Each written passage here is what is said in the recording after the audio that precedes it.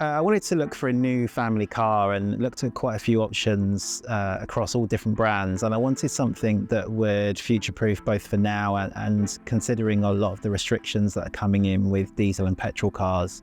So I settled on an EV because I thought that was the best option for the future.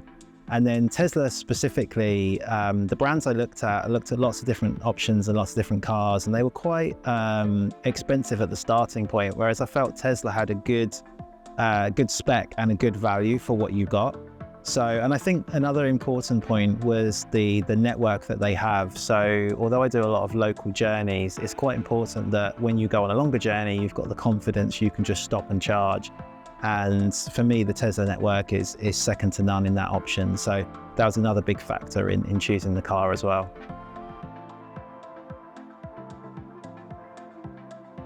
So ordering the car was a bit different actually to when I've bought cars previously. Everything's done online typically. So although I went to a showroom first to have a look, you place the order online, you complete all of your documents, and you review all the steps that you need to take online as well. So different process, but actually I quite like if you think the modern age we're in where we order everything and you can follow all of the steps and where your order is, it's the same principle for the car. So it's nice to see every step I needed to take and then what the next action was and what the next date was.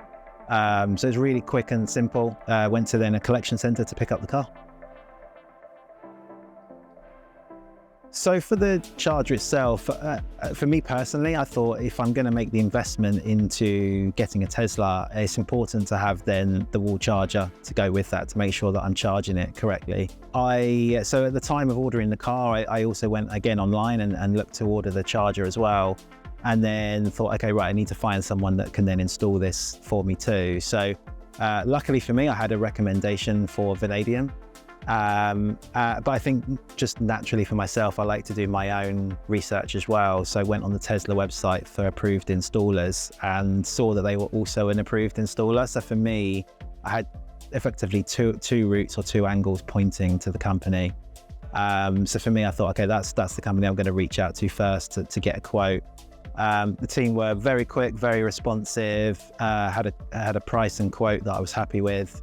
And actually was booked in quite quickly as well. It didn't take much time at all to have the job booked in. So if anything, actually, I had it booked in prior to even having the car date delivery. So we had to kind of work out a date to get that installed. And then from that point, it was simple. I had the car, the team came, installed, took them a matter of a few hours, and the job was done. So for me, I think one of the benefits of having the Tesla wall charger is the Tesla ecosystem. So you've got the app, the Tesla app, that I can go in and I can see all kinds of information on the car of what it's charging to. I can set limits of what I want it to charge to and when it charges. And then as it future-proofs again, so when I talked earlier about future-proofing or Tesla batteries, for example, for the house, all of that still comes into the same app. So I've got everything viewable within the one place. One thing I like with the Tesla charger, I think you get, not only do you get the Tesla design, so it's a beautiful looking charger, but just from a practical perspective, for me, I pull up at home, I grab the charger from the wall, I click the button, plug it in, and then leave it and walk away. And I know that when I come back, again, I just click the button, pull it out and put it back. As I click that button, it just opens the charge port automatically. So I haven't got to mess about with buttons or phone apps or anything else to try and unlock something. I just press it and plug it in. Another thing I liked about the charger itself, so being Tesla, the car does over-the-air updates automatically, but so does the charger too. So I know that both are always going to be up to date, which I think is quite important. And then with the install itself, the installer gave me the choice when we were setting it up and commissioning it of having it unlocked to any electric car, or locked to just Teslas, or locked specifically to my car, which was the option I chose, just for peace of mind really. Not that I'm expecting anyone to come up and try and use my charger, but I know that actually when I do plug it in, it's only going to charge my car and no one else's.